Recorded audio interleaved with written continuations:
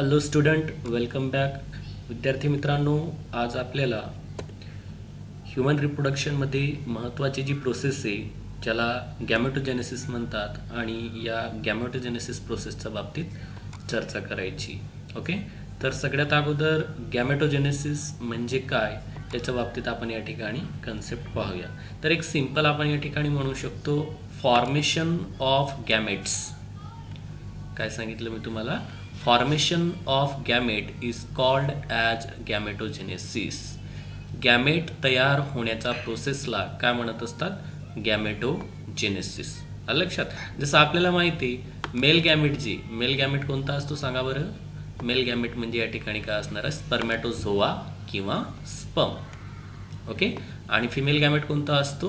Ovum किंवा egg. लक्षात ठेवायचं. ओके, म्हणजे मेल आणि फिमेल या दोघांमध्ये गॅमेट तयार होण्याच्या प्रोसेसला काय म्हणतात? गॅमेटोजेनेसिस. ओके, लक्षात ठेवायचं. पहिली डेफिनेशन काय सांगितली तुम्हाला? Gametogenesis means what? Formation of gametes, that is male gamete is sperm and female gamete is eggs. Okay, this gametes are form in gonads. हे गॅमेट्स कशात तयार होतात? गोनॅड्स. गोनॅड्स म्हणजे काय? Primary sex organ. मेलमध्ये कोणता असतो प्रायमरी सेक्स ऑर्गन? टेस्टिस.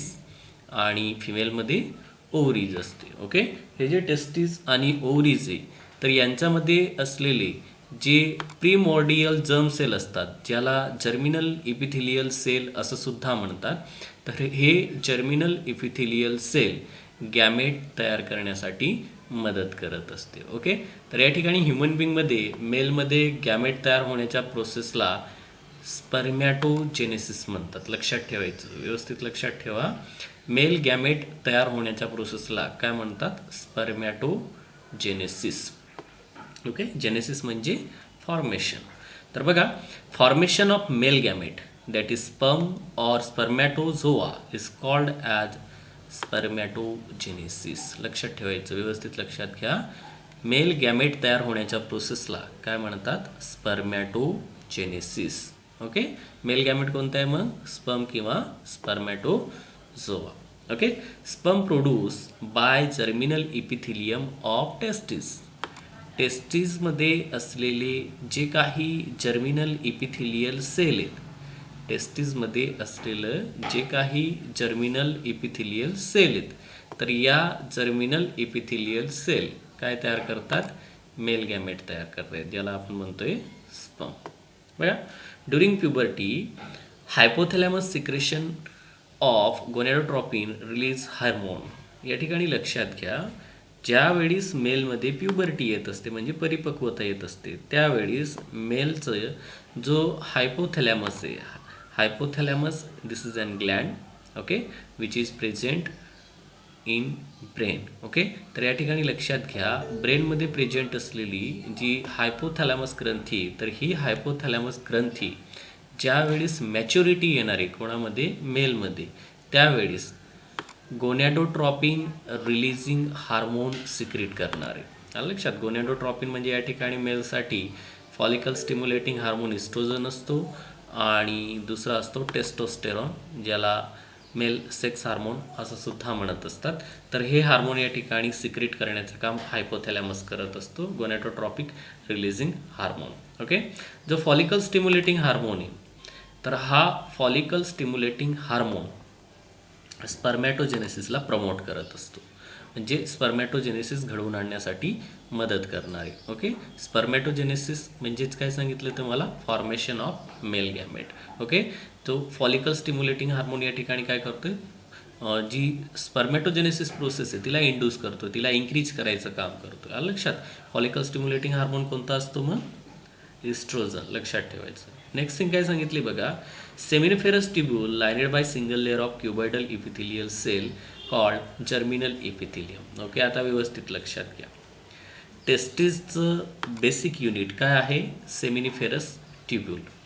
हे जे सेमिनिफेरस ट्यूब्यूल आहे तर या सेमिनिफेरस ट्यूब्यूलमध्ये सिंगल लेअर असतो, एक थर असतो, सिंगल थर असतो आपण म्हणू त्याला. कशाचा थर असतो हा? क्युबॉइडल इपिथिलियल सेलचा. आणि याच क्युबॉइडल इपिथिलियल सेललाच काय म्हणत असतात? जर्मिनल इपिथेलियम आणि याच जर्मिनल इपिथेलियम सेल पुढं जाऊन मेल गॅमेट तयार करत असतात. कशात? टेस्टिसमध्ये. ओके, बघा, these cell of germinal epithelium undergo spermatogenesis and produce sperm. बघा, याच जर्मिनल इपिथेलियल सेल जे आहे तर या पुढं स्पर्मॅटोजेनेसिस प्रोसेस घडवून आणत असतात आणि स्पर्मॅटोजेनेसिस प्रोसेस घडल्यानंतर या germinal epithelial cell male gamete तयार करतात, त्याला आपण म्हणतो स्पर्म. ओके, त्याच्यानंतर या ठिकाणी आपल्याला स्पर्मॅटोजेनेसिस प्रोसेस जी तर तिची 3 स्टेजेस दिलेले आहे की स्पर्मॅटोजेनेसिस प्रोसेस जी तर ती 3 स्टेपमध्ये घडून येत असते. त्याच्यातली पहिली स्टेप आहे मल्टिप्लिकेशन फेज. 3 फेजेसमध्ये स्पर्मॅटोजेनेसिस प्रोसेस असते. ओके, मल्टिप्लिकेशनमध्ये काय होणार आहे, जे प्रीमॉर्डियल जर्म सेल आहे, प्रीमॉर्डियल जर्म सेल म्हणजे जे जर्मिनल इपिथेलियम आहे त्याच्यात असलेल्या ज्या सेल आहेत त्यांना प्रीमॉर्डियल जर्म सेल म्हणतात. डिप्लॉइड इन नंबरमध्ये लक्षात ठेवा. आलं लक्षात? तर या ठिकाणी या ज्या प्रीमॉर्डियल जर्म सेल आहे ज्या ठिकाणी सेमिनिफेरस टिब्यूलमध्ये असणार आहे तर यांच्यामध्ये रिपीट मायटोटिक डिव्हिजन घडून येणार. आता रिपीट याचा अर्थ काय असणार आहे? पुन्हा. ओके, मायटोटिक डिव्हिजन म्हणजे मल्टिप्लिकेशन. ओके, 1चे 2, 2चे 4, 4चे 8, 8चे 16 असं वारंवार या ठिकाणी प्रीमॉर्डियल जर्म सेलमध्ये रिपीट मायटोटिक सेल डिव्हिजन घडून येते आणि लार्ज नंबर ऑफ स्पर्मॅटोगोनिया तयार होत असतात. Okay, it is a initial stage of sperm. Spermatogonia ही स्पर्मची इनिशियल स्टेज आहे आणि हे कशामध्ये घडून येते? मल्टिप्लिकेशन फेजमध्ये. ओके, स्पर्मॅटोगोनिया जो आहे तर हा डिप्लॉइड इन नंबरमध्ये, म्हणजे याच्यामध्ये क्रोमोझोम किती असतील? 46. किती क्रोमोझोम असणार आहे? 46. ओके, डिप्लॉइड इन नंबर आहे म्हणून 46 म्हणणार आहे आपण, कारण हॅप्लॉइड इन नंबर किती असतात? 23. ओके, आता पुढे काय होणार आहे बघा, हा जो समजा स्पर्मॅटोगोनियम आहे, स्पर्मॅटोगोनियम हे एक वचनी शब्द आहे या ठिकाणी आणि याचं अनेक वचनी शब्द स्पर्मॅटोगोनिया. ओके, डिप्लॉइड इन नंबरमध्ये असणार आहे. कसं तयार झालं तुम्हाला लक्षात आलं? प्रीमॉर्डियल जर्म सेलमध्ये रिपीट मायटोटिक सेल डिव्हिजन घडून आलं. रिपीट मायटोटिक सेल डिव्हिजन घडल्यामुळे असंख्य स्पर्मॅटोगोनिया तयार झाले. हे स्पर्मॅटोगोनिया डिप्लॉइड इन नंबर आहे, म्हणजे त्यांच्यामध्ये क्रोमोझोम नंबर 46 असणार. ओके, दुसरी फेज काय सांगितली तुम्हाला? Growth phase. ग्रोथ फेजचा डिस्कशन करण्या अगोदर आपण थोडीशी डायग्राम कडे पाहूया. ओके, या ठिकाणी लक्षात घ्या, हे आहे spermatogonia. Okay, 1 minute. Okay, here या ठिकाणी तुम्हाला दिसते हे आहे स्पर्मॅटोगोनिया. ओके, हे जे स्पर्मॅटोगोनिया आहे याच्यामध्ये काय घडून येणार आहे? रिपीट मायटोटिक सेल डिव्हिजन म्हणजे मायटोसिस घडून येणार आहे, मल्टिप्लिकेशन घडून येणार आहे. मल्टिप्लिकेशन घडल्यामुळे हे काय करणार आहे? असंख्य जे काही स्पर्मॅटोगोनियम आहे तर ते तयार करणार. ओके, आपण या ठिकाणी एकच शो केलेलं आहे, याच्यापेक्षा जास्त या ठिकाणी प्रोड्यूस होत असतात, मात्र आपण डायग्राम कमी असले जागा कमी असल्यामुळे त्या ठिकाणी शो केले. ओके, त्याच्यानंतर बघा ग्रोथ फेजची. तर ग्रोथ फेजमध्ये आता काय होणार आहे? आपण फायनली या ठिकाणी स्पर्मॅटोगोनियम तयार झाले सांगितलं. ग्रोथ फेजमध्ये in this phase spermatogonia stop dividing. Growth फेजमध्ये काय होते? स्पर्मॅटोगोनिया जो आहे तर तो डिवाइड व्हायला आता स्टॉप होणार, म्हणजे मायटोसिस जे तर ते थांबणार. मायटोसिस थांबल्यामुळे स्पर्मॅटोगोनियम जे दे आर ग्रो. स्पर्मॅटोगोनियम काय होतोय? ग्रो इन साईज, म्हणजे त्याच्या साईजमध्ये वाढ होते. का? कारण स्पर्मॅटोगोनियम आता डिवाइड होत नाही आणि स्पर्मॅटोगोनिया जो आहे तर त्याचं रूपांतर पुढं प्रायमरी oocyteमध्ये होते. लक्षात ठेवा, प्रायमरी oocyte सुद्धा का आहे? डिप्लॉइड इन नंबरमध्ये. आलं लक्षात? आणि या प्रायमरी oocyteचं रूपांतर या ठिकाणी कशापासून झालेलं आहे? स्पर्मॅटोगोनियापासून. स्पर्मॅटोगोनियाचं रूपांतर प्रायमरी स्पर्मॅटोसाइटमध्ये होण्याचं मागचं कारण म्हणजे ॲक्युम्युलेशन ऑफ फूड. जे काही फूड आहे तर त्या फूडचं संचय झाल्यामुळं स्पर्मॅटोगोनियमचं रूपांतर कशात झालेले? Primary spermatocyte. ओके, त्याच्यानंतर थर्ड फेज आहे मॅच्युरेशन फेज. या मॅच्युरेशन फेजमध्ये जो काही मेल गॅमेट आहे तर तो मॅच्युअर होणार, त्याच्यामध्ये परिपक्वता येणार. तर बघा, मॅच्युरेशन फेजमध्ये काय होणार आहे? मिओटिक सेल डिव्हिजन घडून येणार आहे. मिओटिक सेल डिव्हिजन आपल्याला माहिती आहे रिडक्शन डिव्हिजन असं सुद्धा म्हणत असतो आपण. याच्यामध्ये काय होणार की जे डिप्लॉइड इन नंबरचा या ठिकाणी आपल्याला स्पर्मॅटोसाइट पाहायला भेटतोय तर तो हॅप्लॉइडमध्ये कन्वर्ट होणार. बघा जो काही या ठिकाणी प्रायमरी स्पर्मॅटोसाइट आहे तर या प्रायमरी स्पर्मॅटोसाइटमध्ये फर्स्ट मिओसिस घडून येणार. लक्षात प्रायमरी स्पर्मॅटोसाइटमध्ये काय घडते फर्स्ट मिओसिस घडले आणि फर्स्ट मिओसिस घडल्यानंतर या ठिकाणी 2 हॅप्लॉइड इन नंबरचे सेकंडरी स्पर्मॅटोसाइट तयार झाले. लक्षात आलं. ज्यावेळीस प्रायमरी स्पर्मॅटोसाइटमध्ये फर्स्ट मिओसिस घडलं त्यावेळेस काय झालं प्रायमरी स्पर्मॅटोसाइटचं रूपांतर सेकंडरी स्पर्मॅटोसाइटमध्ये झालं. म्हणजे एक प्रायमरी स्पर्मॅटोसाइटचं रूपांतर 2 सेकंडरी स्पर्मॅटोसाइटमध्ये झालं आहे. मात्र सेकंडरी स्पर्मॅटोसाइट जे आहे तर त्या कशा आहेत हॅप्लॉइड इन नंबर आहे. म्हणजे क्रोमोझोम नंबर किती असणार आहे 23. लक्षात क्रोमोझोम नंबर किती या ठिकाणी 23. नाव the secondary spermatocyte undergo second meiosis and produce 4 haploid spermatid.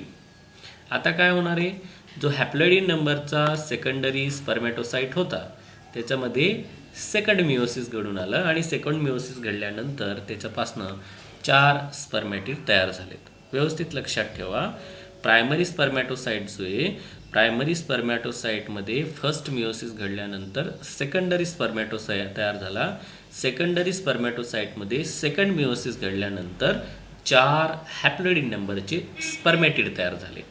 These spermatids are non motile. हे जे स्पर्मॅटिड आहे तर हे नॉन मोटाईल असतात आणि नॉन फंक्शनल सुद्धा असतात. म्हणजे हे जे स्पर्मॅटिड आहे तर हे एका जागेवरनं दुसऱ्या जागेवर जाऊ शकत नाही.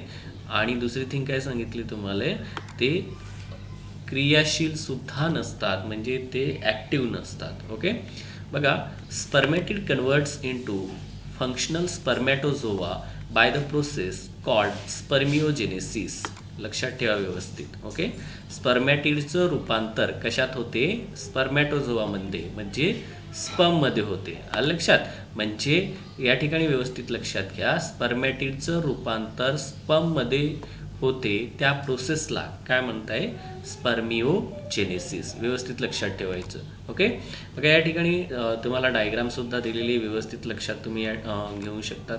मगाशी तुम्हाला सांगितल्याप्रमाणे जे काही स्पर्मॅटोगोनिया आहेत त्यांच्यामध्ये लार्ज नंबरमध्ये या ठिकाणी मायटोसिस झाल्यामुळे लार्ज नंबर ऑफ स्पर्मॅटोगोनिया तयार झाले आणि लार्ज नंबर ऑफ स्पर्मॅटोगोनिया तयार झाल्यानंतर या स्पर्मॅटोगोनियाचं रूपांतर प्रायमरी स्पर्मॅटोसाइटमध्ये होणार. Primary spermatocyte diploid in number असते लक्षात ठेवायचं. ओके मग प्रायमरी स्पर्मॅटोसाइटमध्ये फर्स्ट मिओसिस घडून आले काय तयार झाले 2 सेकंडरी स्पर्मॅटोसाइट.